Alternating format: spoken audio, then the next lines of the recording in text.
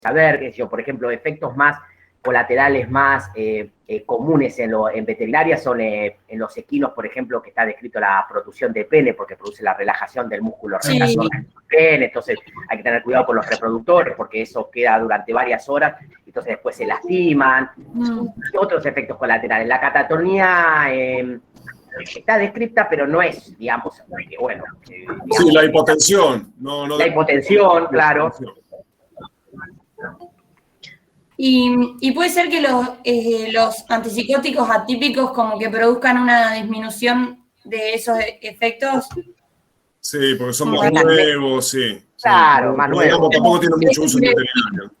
Claro, de nuevo, la psicosis, o sea, está avanzando. Capaz que dentro de unos años vieron que está avanzando mucho el tema de la psicología o el comportamiento de perros.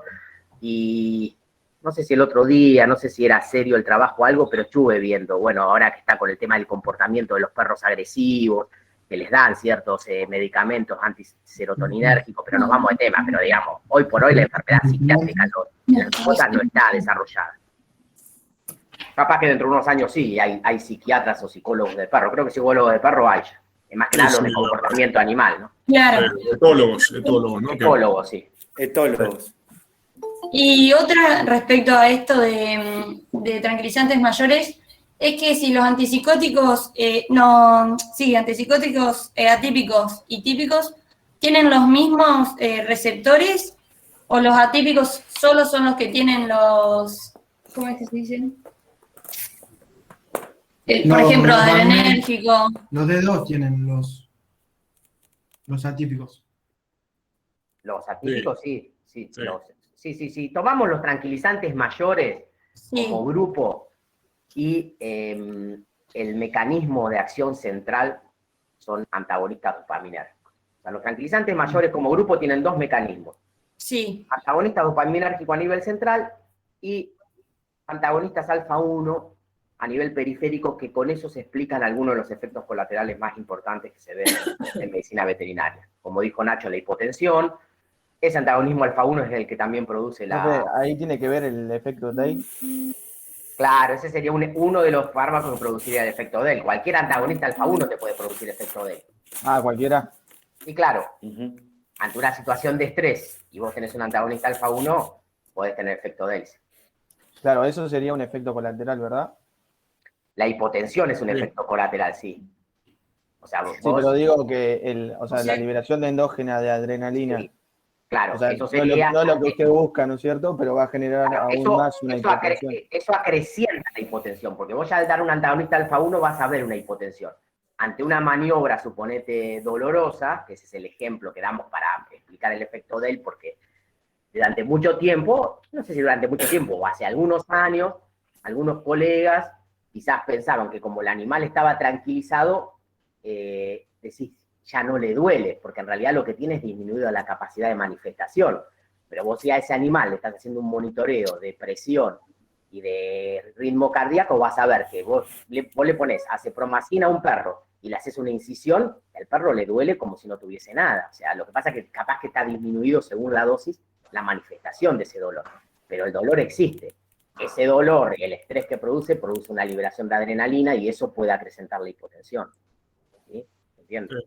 Volviendo un poquito a lo que hablábamos al principio, si ustedes estudian tranquilizantes mayores, hay muchos fármacos, pero bueno, el que no pueden olvidarse es la cepromacina, que es el que le mencionaba Adrián. Sí. O sea, no van a desaprobar porque no saben... O alguna butirofenona. Claro, mencionen todos los fármacos tranquilizantes mayores. No va a ser una pregunta de ese tipo, ¿no? Pero bueno, cuando uno habla en general de tranquilizantes mayores, y ustedes ven que saben las propiedades, qué es lo que logran, qué es lo que no logran, bueno, algún ejemplo, bueno, que no se puede olvidar, la cepromacina, que es, por una cuestión de disponibilidad, uno de los más utilizados en veterinaria. Como dentro de los tranquilizantes mayores, ¿no? No es que el más utilizado de los tranquilizantes, pero dentro de los tranquilizantes mayores.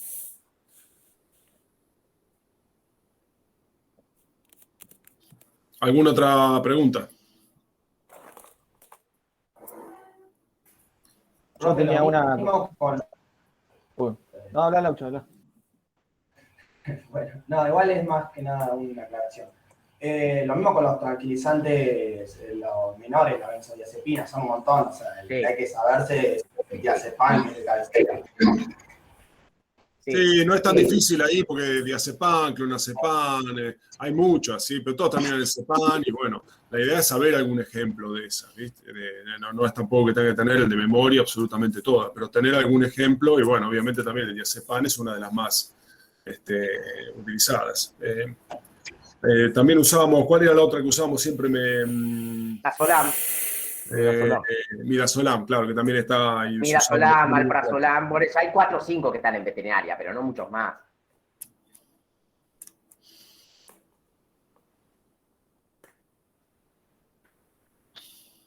Ustedes lo primero que tienen que hacer es conocer las características bien de los grupos. Si no saben las características de los grupos, o sea, van a tener dificultades. Después, cuando sepan bien las características de los grupos, bueno, traten de identificar 2 o 3 fármacos de los más importantes, y hay varios. Algunos tienen uno solo. O sea, el propofol es el propofol. Y las características son relajantes musculares, son analgésicos, son tranquilizantes, hay algunos miméticos, son hipotensores. Sí, pero ahí en el caso del propofol y el tiopental nos pueden preguntar diferencias, ¿no es cierto? Bueno, ¿y cuál era la diferencia?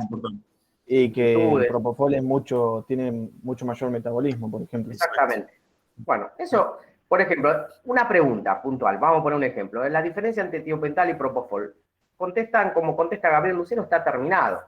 Ahora, si estamos dando vueltas 7 minutos para decir que el propofol se metaboliza más, de nuestro lado, se dan cuenta que lo que entendemos es que no conocen la característica principal, porque es la característica principal que tiene el propofol.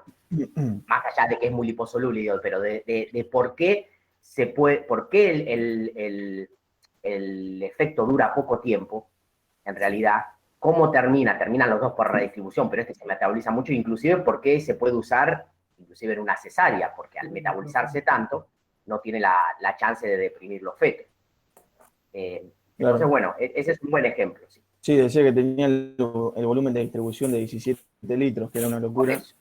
Por eso. Entonces, imagínense como un examen, de nuevo, estamos en eso, les pregunta al profesor, dicen eso, ustedes dicen lo de 17 litros y eso dispara otra pregunta. Bueno, ya que nombraste volumen de distribución, decinos qué es el volumen de distribución. 4 o 5 preguntas así, listo. Las contestan bien y afuera. Las contestan mal y también afuera. Ambas formas. Tengo otra consulta con respecto al tiopental. O sea, es un barbitúrico, es un ácido, ¿no es cierto? Que el pH era 7,4, pero tenía el pK es 7,4. Eso quería decir que estaba 50% no ionizado y otro por ciento sí ionizado.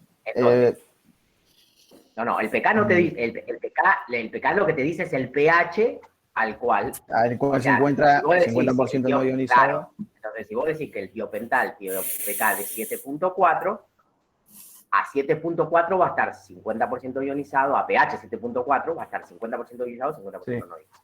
Eso es. Perfecto. Ahí venía la pregunta.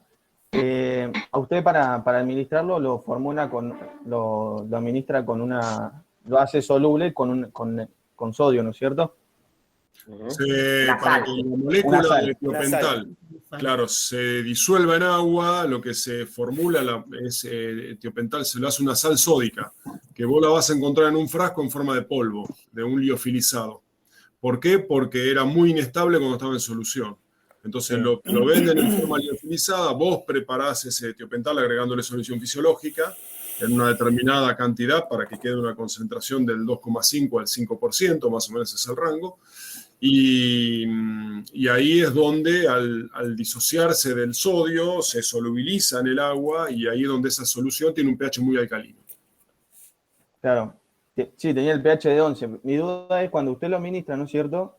Usted dice que el ácido tiene un pK de 7,4, ¿no es cierto? Pero usted cuando lo mezcla con la sal, ¿no estarías cambiando el pK? Porque cuando vi que decía que en paciente con acidosis... No, porque es la formulación. El pK estás confundiendo dos cosas. Uno es el pH de la formulación. Es decir, el medicamento está compuesto por el principio activo, la molécula, y la formulación, que son los excipientes, los vehículos. En el caso del tiopental, para hacerlo soluble y poder hacer, y que después esté en solubilidad y que sea estable un determinado tiempo, se hace una sal. Eso es una alternativa que muchos fármacos que son muy liposolubles se los transforman en sal para que sean solubles en agua, porque la sal, al tener carga, acordate que se puede solubilizar en agua. El aceite no se solubiliza en agua. Entonces, la formulación del tiopental, cuando vos la resuspendés con el agua, el liofilizado, tiene un pH alto. Pero eso después, cuando vos lo administrás, eso se separa. Vos después vas a tener tiopental solo. Y es la molécula del tiopental la que después genera el equilibrio de acuerdo a su pK, de acuerdo a la estructura química del tiopental. Entonces, funcionaría como un vehículo, entonces, la solución fisiológica. Sí. La solución fisiológica con la sal, sí. Claro, con la sal formulada. La sal de tiopental sódico, sí. Después vamos a ver el segundo semestre otro, por ejemplo, el levamisol, que es un antiparasitario solo, es muy liposoluble, digamos, le gusta mucho la grasa, pero para poder hacer una solución se lo solubiliza. Ya no viene el liofilizado, viene líquido, pero no es levamisol puro, es fosfato de levamisol. O la dexametasona, que bueno, lo habrán escuchado, es un antiinflamatorio, todo el mundo la debe conocer, ahora está de moda con el COVID. Viene como fosfato de dexametasona, porque si ustedes agarran dexametasona pura y la quieren poner en una solución, no se le solubiliza porque es muy liposoluble. Claro. Sí. Claro, a mí me había entrado la duda porque decía que había que tener cuidado con pacientes que tenían acidosis. Claro, porque la molécula sola de tiopental, cuando ya está en sangre, si está en el animal, le baja unas décimas, acordate que es logarítmica la ecuación, si baja unas décimas el pH de la sangre, el aumento de la cantidad no ionizada va a ser enorme, con lo cual la cantidad en realidad de la dosis que va a pasar más rápido al sistema nervioso central es mucho más alta. Perfecto. Sería como darlo más rápido en este caso. Si claro, yo no tenía en cuenta que se disociaba, o sea que no pensé que seguía teniendo el pH de 7. Claro, eso es en general para cualquier fármaco, por cualquier vía, una vez que se disuelve y atraviesa la membrana es el fármaco el que cuenta, y el pK del fármaco, independientemente de la formulación y la forma que estés utilizando. Sí, salvo que te aclare, pero no es el caso, no hay ninguno que vimos, pero digamos, vos puedes encontrar algo que después se absorbe y forme un complejo con algo, con algún desarrollo y se mantenga así, pero todo lo que dice Laura, en general los fármacos que vienen formulados como sal o algo, una vez que se absorbe ya está la molécula en sí, porque al receptor le tiene que llegar la molécula en sí, no puede ir la sal. ¿Sí? Claro, sí, me había generado duda por eso, pero me parecía raro, por eso lo pregunté. Bien, está muy bien. Gracias.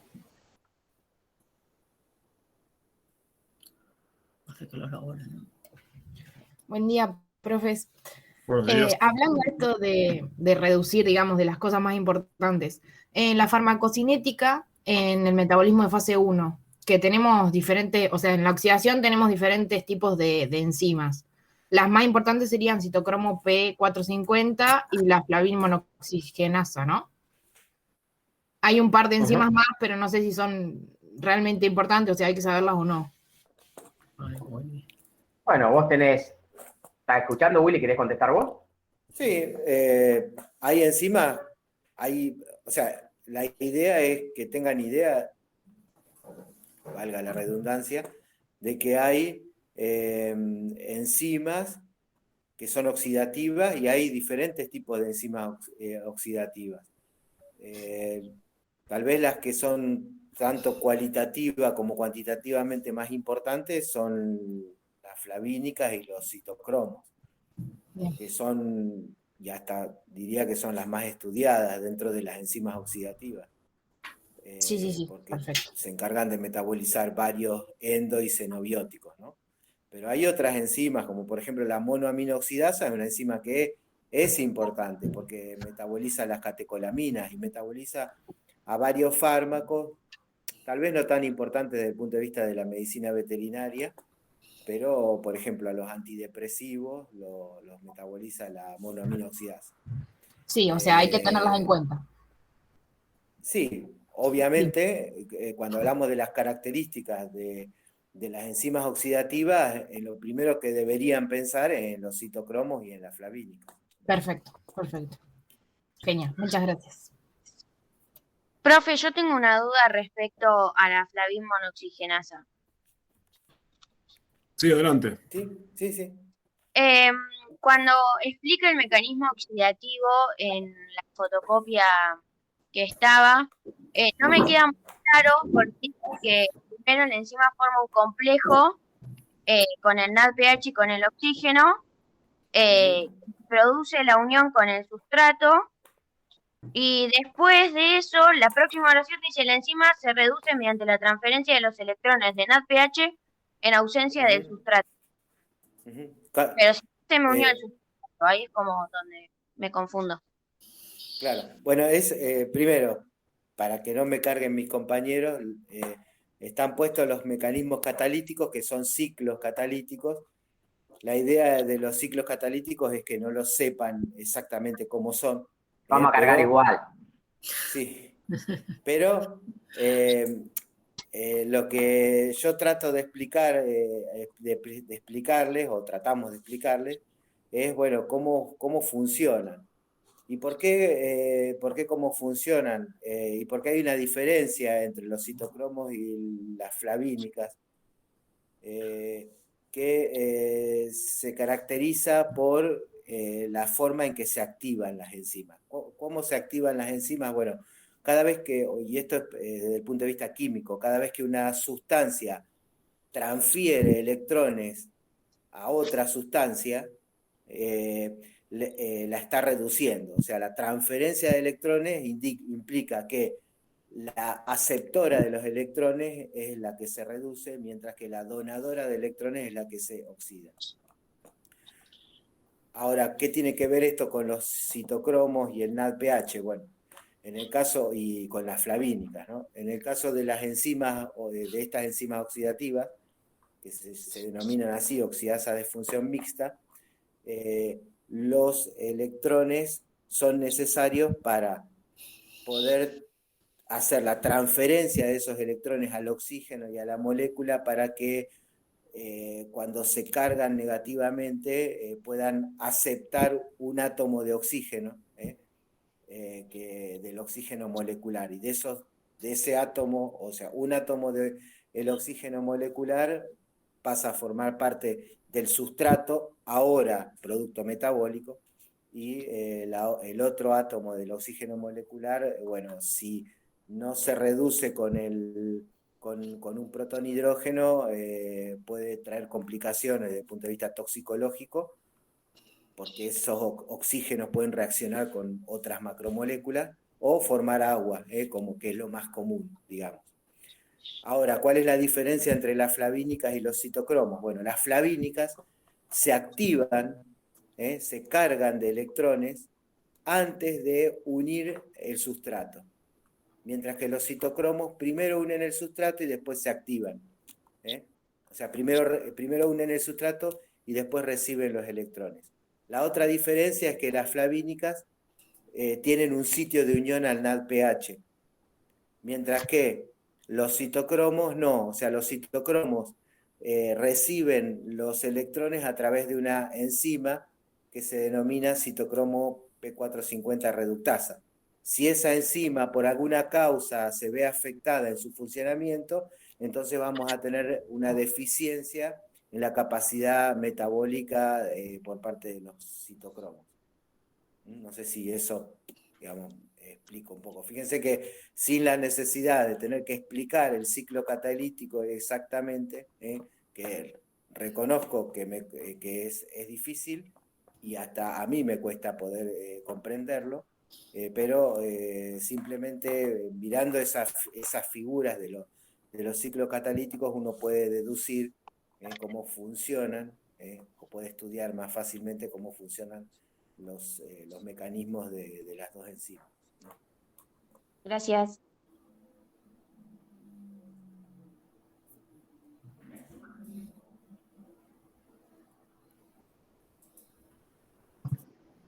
Hola, profe, buen día. Acá tenían anotado algunas preguntas. Hace un rato habían mencionado sobre el efecto del primer pasaje y uno de los órganos más importantes o que se nombra siempre es el hígado. Y creo que en el PowerPoint había una preguntita en un costado de ¿por qué el hígado es el principal sitio de metabolismo de los fármacos? ¿Por qué? ¿Sí? ¿Por qué? Creo que tiene que ver por el tema de la circulación, ¿o no? No, no es que tienen las enzimas.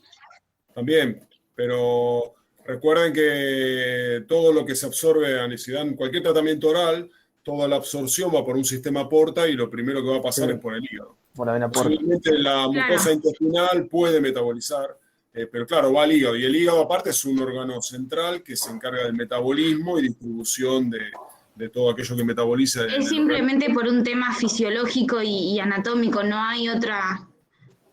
La cantidad Adrián de, sí, ahí está, por la cantidad de enzimas que tiene, digamos. La carga enzimática, después Willy puede dar más detalles, siempre es mayor, especialmente estas enzimas oxidativas, es mayor en el hígado que en otros órganos, es decir, existe capacidad oxidativa en el intestino, pero es menor, puede existir en el pulmón. El rumen, que puede ser un efecto de primer pasaje, un órgano de efecto de primer pasaje, tiene más capacidad de reducción más que de oxidación. Y como ya hablé algunas pavadas, se le dejo a Willy si quiere agregar algo. Sí, no, simplemente para decirles que podemos despegar, en muchos aspectos no podemos despegar la farmacología de lo que es la fisiología. Entonces el hígado cumple un rol central en el metabolismo desde el punto de vista fisiológico o bioquímico. Y es razonable pensar que la mayoría, digamos, desde el punto de vista evolutivo, ¿no? La mayoría de las sustancias exógenas que recibían los animales a través del alimento, una vez que emergieron de la vida acuática, impactaban a nivel hepático. Y entonces, digamos, las enzimas que se encargan de metabolizar xenobióticos, no es que están ahí para los fármacos, sino que de alguna manera o evolutivamente aparecieron o se empezaron a, digamos, diversificar cuando los animales emergieron de la vida acuática y comenzaron a comer plantas y otras, digamos, y otros animales, y entonces tenían fundamentalmente plantas, ¿no? Necesitaban defenderse de algunos metabolitos tóxicos de algunos productos tóxicos que producían las plantas. Entonces, otra consulta. Habla de metabolismo en el pulmón. Por ejemplo, ¿eso no se ve interferido en una anestesia inhalatoria, por ejemplo? Porque potencialmente sí, los anestésicos inhalatorios en general tienen un bajo metabolismo. Se metabolizan poco. Como son gases, entonces el tiempo en el que están en contacto con una célula, como podría ser las células del parénquima pulmonar, es muy acotado. Vamos a hacerle una pregunta a Willy, a ver si alguien la sabe. ¿Cuál es el anestésico inhalatorio que más se metaboliza de todos, de los que ustedes conocen? ¿Es el alotano? ¿Puede ser? En realidad el alotano sería, capaz que de los que vos conocés, podría ser, pero hay uno que se metaboliza mucho más, que en realidad ahora por eso está en desuso, pero se lo mencionamos, bueno, en la bibliografía capaz que en la clase no sé si... ¿Cuál? ¿En flurano? No. Bueno, después búsquenlo, igual no es algo para que se vuelvan locos. No, otra cosa que quería decir es que, volviendo al tema del hígado, es que si en muchos trabajos y en libros figuran los niveles de expresión, tanto genética como de las proteínas, de las enzimas que metabolizan xenobióticos, y son altísimos los niveles de expresión a nivel hepático comparado con otros tejidos. Por eso, bueno, todo esto, digamos, apunta a que el hígado es el principal sitio donde ocurre el metabolismo de xenobióticos. No obstante, hay otros tejidos y fluidos, por ejemplo, el fluido digestivo, donde puede haber algún tipo de actividad metabólica que a veces, o para ciertos fármacos o xenobióticos, es muy importante.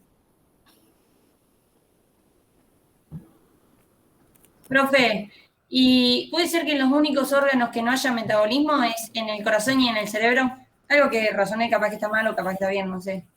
Sí, en realidad, si nos ponemos a pensar, en todos los tejidos hay metabolismo, porque a nivel cerebral se liberan neurotransmisores y algunos o varios de esos neurotransmisores se metabolizan en el interior o en el interior de las fibras nerviosas o de las neuronas.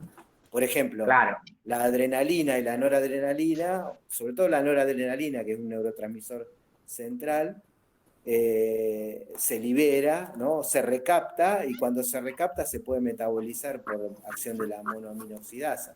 Claro. Y eso ocurre a nivel central. Lo mismo pasa con la serotonina, lo mismo pasa con la acetilcolina. Fíjense que la acetilcolina es un neurotransmisor que finaliza su acción prácticamente el 100% a través del metabolismo.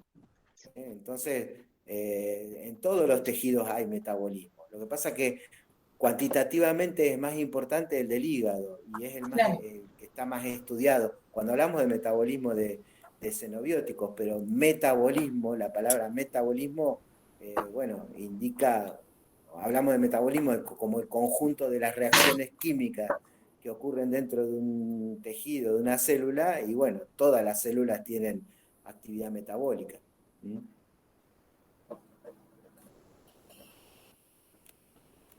Yo quiero hacer una pregunta con respecto al parcial. Hablaba de curvas de farmacodinamia y hablaba de que se desplazaba. Yo puse, porque creo que...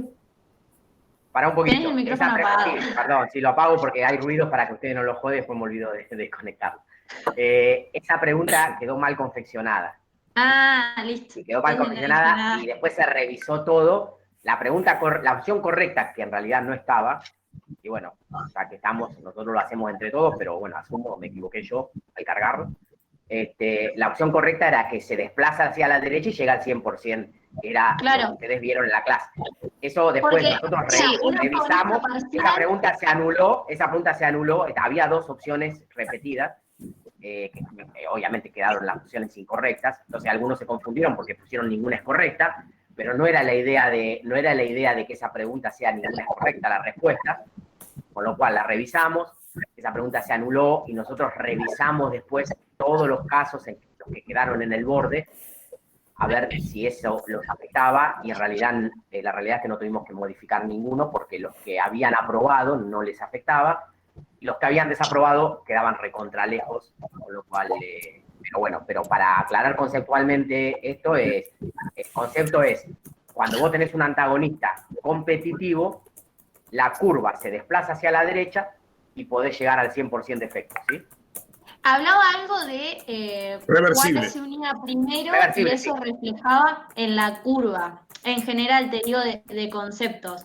Por ejemplo, en caso de que se una primero al receptor un agonista reversible, vos tenías que aumentar la cantidad, un antagonista reversible, perdón, vos tenías que aumentar la cantidad de agonista para que eso pueda ser desplazado, pero no tengo bien claro si la curva va a llegar totalmente hacia la derecha y cumplir el 100% si es reversible el antagonista.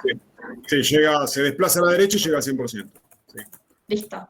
Pero ojo, recuerden que no es que ustedes agregan después más dosis, tienen que hacer este ensayo con diferentes dosis. Entonces, cuando hacen diferentes dosis, van a ver que se le desplaza la nueva curva a la derecha con respecto a la que estaba el agonista total solo. ¿Se entiende? Porque no es que le pongan siempre haciendo y llega al 100%, no, esos son diferentes dosis. Una curva está construida con el agonista total solo, la otra curva está construida con el agonista total más el antagonista competitivo reversible. Listo. ¿Sí? Sí. Ahí va. Ok.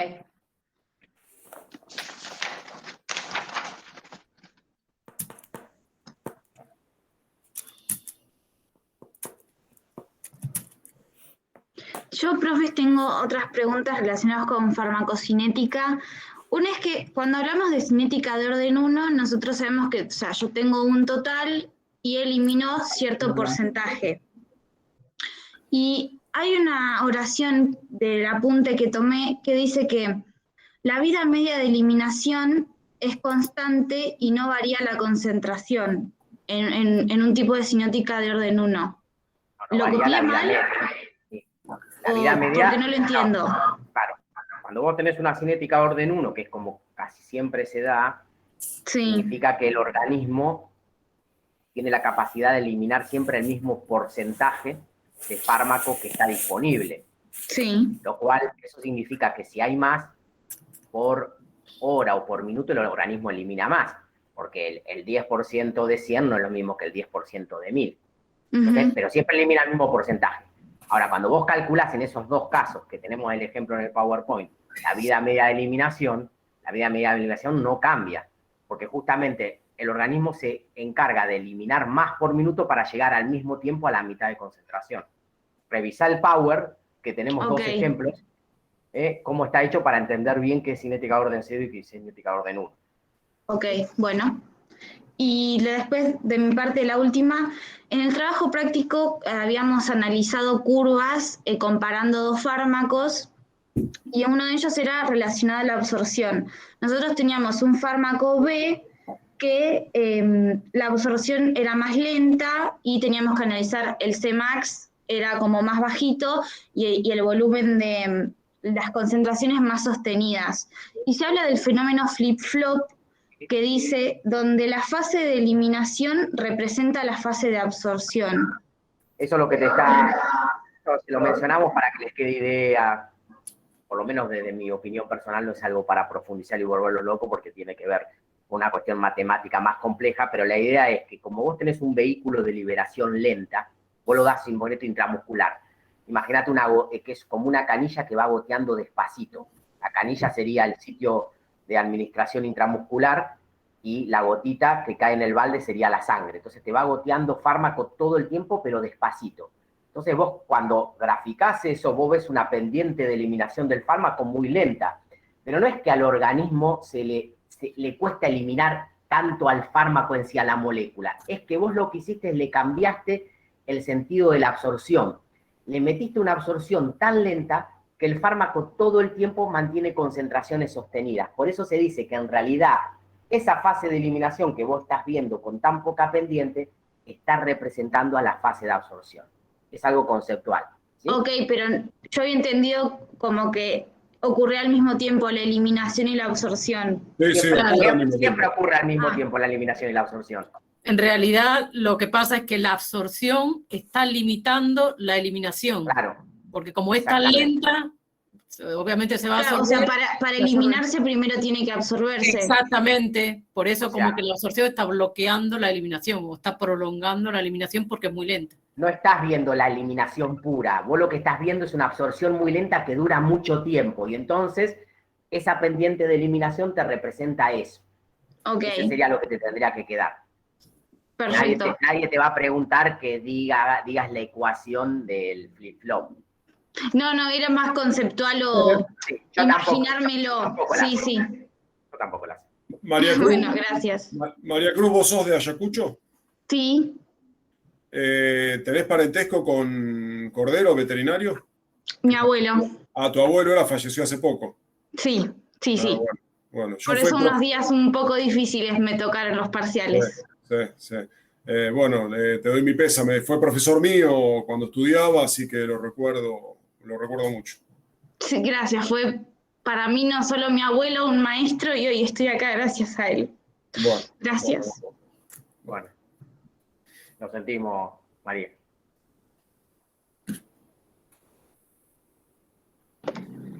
Yo quiero hacer una consulta de tolerancia y taquifilaxia. Por ahí me genera un poco de ruido que no diferencio bien los dos términos. Bien, ¿quién le puede contestar de los alumnos que están en...? ¿Qué preguntó? No escuchamos. Diferencia entre tolerancia y taquifilaxia.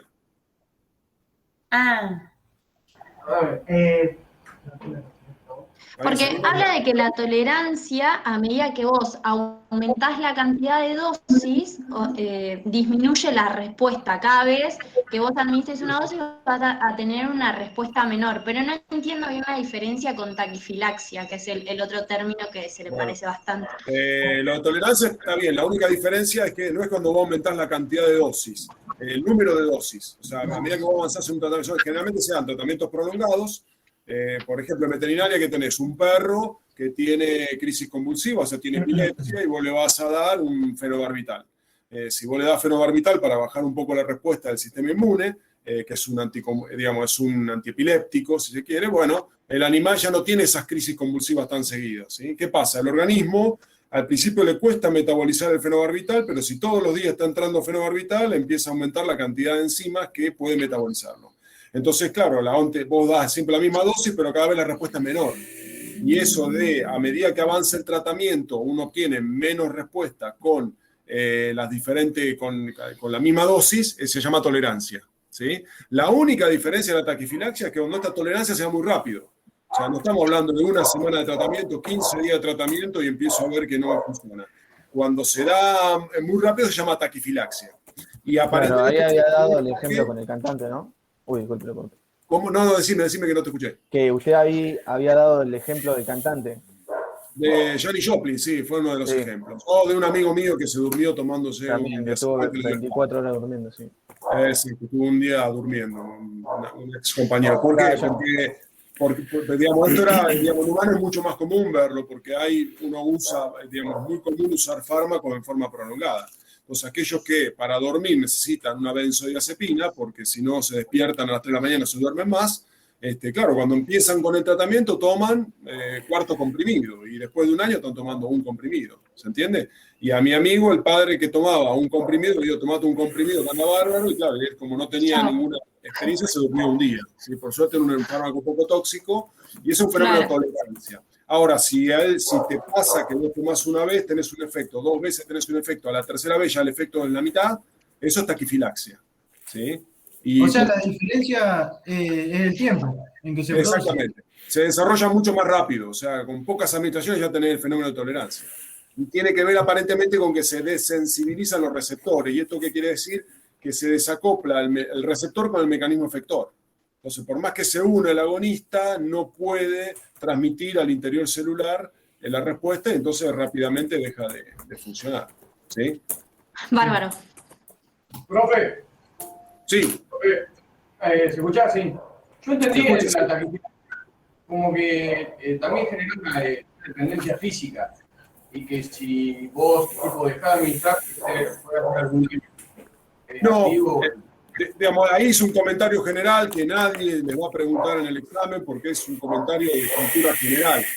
Porque claro, uno, digamos, a todos nos atraviesa la problemática de las drogas y generalmente esto trae aparejado el consumo de drogas de diferente tipo, de drogas digamos, de tipo recreativo, pero de diferente mecanismo de acción, trae aparejado 2 fenómenos. Uno que es una dependencia psíquica, por ejemplo, la cocaína, y otro que es la dependencia física, por ejemplo, todos los derivados del opio.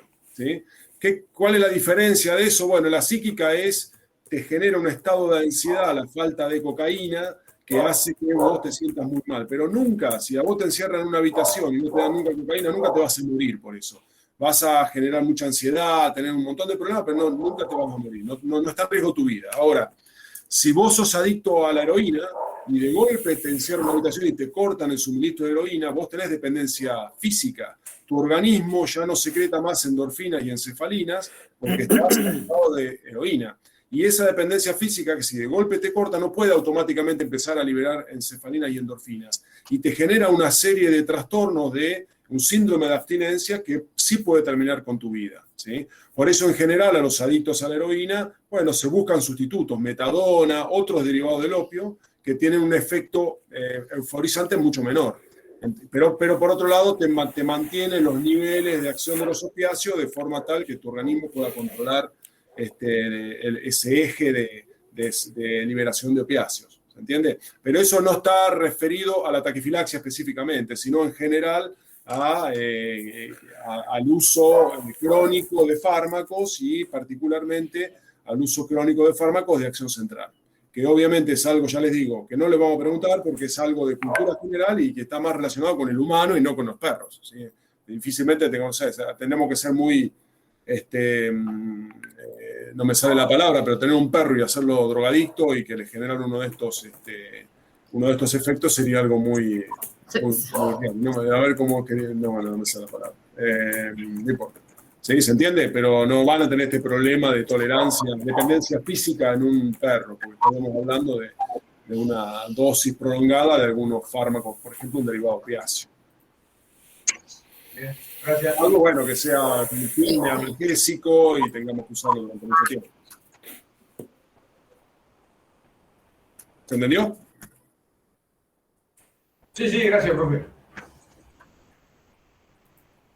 Una pregunta, ¿puedo saltar con otro tema? ¿De tema? En cuanto a volumen de distribución, Sí. tengo una pregunta. Sí. Bueno, el volumen de distribución es la cantidad de líquido que se necesita para administrar con un fármaco, dependiendo para igualar la concentración en el tejido y el plasma. En el caso en el tejido, cuando tenemos menor concentración, dice que se le va a administrar igual volumen, pero en menor cantidad. No entendí eso porque como que lo diluís más igual, aunque tengas menos en el tejido. Sí, la definición que diste está bien. La explicación siguiente es capaz que lo que anotaste es lo que te puede confundir. Básicamente lo que hace el volumen de distribución es, vos sabés que tenés fármaco en sangre y fármaco en los tejidos, si se distribuye mucho o no, eso depende de las características del fármaco. Entonces lo que te dice es cuál sería el volumen teórico que tendrías que agregar al tejido para equilibrar las concentraciones a la del plasma. Es probable que si no se distribuye nada no tengas que agregar nada o tengas que agregar muy poquito. Si tenés que agregar 0,1 litro por kilo, bueno, el fármaco está todo en la sangre, porque no se fue nada. Ahora, como en el caso del Propofol, si teóricamente deberías agregar 17 litros por kilo, quiere decir que tenés muy poco en la sangre y tenés todo en los tejidos. Entonces vos tenés que poner tanta cantidad de líquido para lograr diluirlo y que iguale la concentración. ¿Sí? ¿Se entiende? Ese es el concepto. Por supuesto son volúmenes teóricos, nadie le agrega nada a nada, pero sí te da una idea de la distribución del fármaco. Por encima de 1 litro por kilo son los fármacos que tienen mayor liposolubilidad, es decir, digamos, si hay más de 1 litro por kilo tenés que agregar es porque tenés más en el tejido que en el plasma. Cuanto más tengas que agregar, más tenés en el tejido. ¿Sí?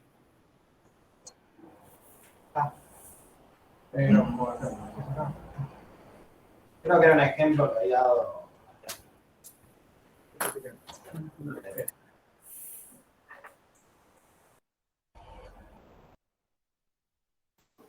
Profe, te hago una consulta. ¿Cómo produce la analgesia la ketamina? Bueno, la ketamina aparentemente tiene que ver, bueno, Laura también cuando dio opiáceos, también que ustedes no lo tenían que estudiar para el parcial, marcó la ubicación de receptores donde podía impactar la ketamina. O sea, aparentemente estaría teniendo una acción similar a los receptores opiáceos, ¿sí? Por supuesto que no es exactamente un opiáceo porque la duración del efecto analgésico es menor. Originalmente se creía que era superficial, pero aparentemente hay una analgesia profunda producida por la ketamina, pero de corta duración, ¿sí? A los fines prácticos, recuerden que les mencionamos, si uno tenía que hacer una tríada anestésica, bueno, si la ketamina aporta analgesia, vamos a saber que aporta, vamos a poner que aporta analgesia, ¿sí? Es analgésico. Claro. Y de hecho, algún comentario... Esa era mi duda porque usted, o sea, si usted me llega a preguntar qué propiedad tiene la ketamina, me generaba dudas si era analgesia o no, porque sabía que trabajaba con opiáceos, pero no sabía muy bien. Pero bueno, estaría bien decir que es hipnosis y también puede generar hipertensión, ¿verdad? Puede generar hipertensión, no da relajación muscular. Estas son las cosas que le decimos gruesas que tienen que saber. Tienen que saber que no da relajación muscular, porque sí da analgesia. ¿Sí? Vos, si decís que da analgesia está bien, si vos decís da analgesia, pero es de corta duración, está mucho mejor. ¿Sí? Perfecto. Bueno, gracias. No hay por qué.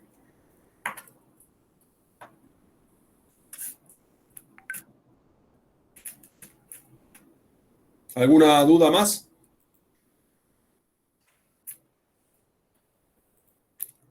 Profe, una pregunta. ¿Puede ser que nos hagan tipo armar como si fuera una anestesia deseada? Sí. Armar, no sé, con distintos fármacos o eso ya es mucho? No, puede ser, sí, tranquilamente, puede ser. Bueno. Entonces, sí, como puede ser, prepárense ya, una tengan en mente cuál armaría. Claro. También puede ser que nosotros le digamos, mira, le voy a dar diazepam y ketamina. ¿Está balanceada o no está balanceada? Claro, o forma parte. Bien, listo. Entonces ahí diría, bueno, sí, podría estar parcialmente balanceada porque la diazepam es un tranquilizante que aporta relajación muscular. La ketamina, supongamos que da hipnosis, aunque es una anestesia disociativa, pero da hipnosis y tiene cierto grado de analgesia. Si durara mucho la cirugía, tendría que sumar algún otro analgésico. Esa sería la respuesta correcta. Ustedes tienen de Siempre cada tema... basándonos perdón. Escuchen una cosita. Ustedes tienen de cada tema generalmente un seminario práctico con actividades que hicimos y después tienen los cuestionarios de autoevaluación. En realidad, esa es la autoevaluación ahora que tienen que hacer ustedes. Si ustedes ahora, de hecho, en el seminario de anestesia o en el práctico, en algún lugar teníamos algo de elegir anestesia, armar una anestesia balanceada. En el seminario, sí, Seminario. Si ustedes ahora abren las actividades sin mirar las respuestas que hicieron los que estuvieron y los que no estuvieron y las pueden contestar, es que van a andar bien. O sea, no van a salir bien, no van a ser muy diferentes las preguntas. Entonces, digo para que se ubiquen, no digan, a ver, me pueden preguntar esto. Todo lo que estuvimos hablando en la cursada se lo podemos preguntar, digamos, en forma general, como estaban en las actividades, lo mismo que de autónomo, o lo de cinética que preguntó recién una compañera de las curvas, que tenía la duda. Es decir, ese tipo de cosas, imagínense. Entonces, lo que ustedes tienen que hacer es primero conocer los temas y después abrir esas actividades y decir, leo la pregunta, sí, me viene algo a la cabeza, leo la pregunta, me viene algo a la cabeza y así sucesivamente, y entonces quiere decir que están bien preparados.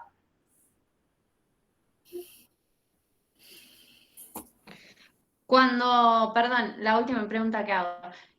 Cuando hablamos de armar una anestesia basándonos, por ejemplo, en un tiempo relativo, siempre teniendo en cuenta los pilares principales de la anestesia y combinando preanestésicos con anestésicos.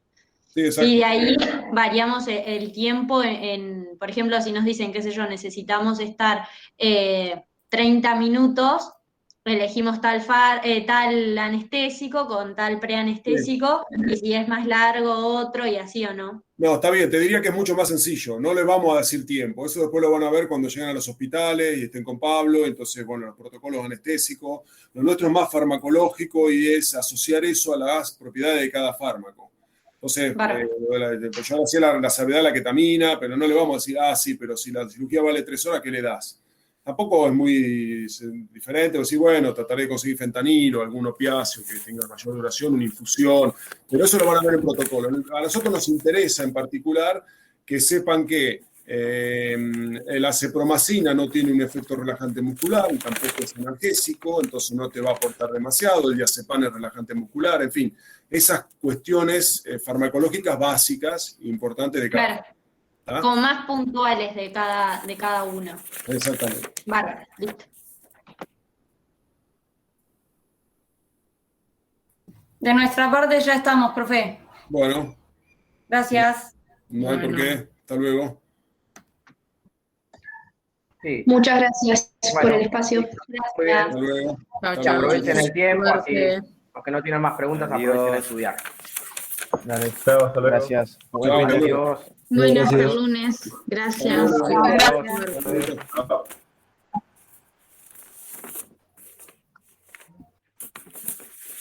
Adiós.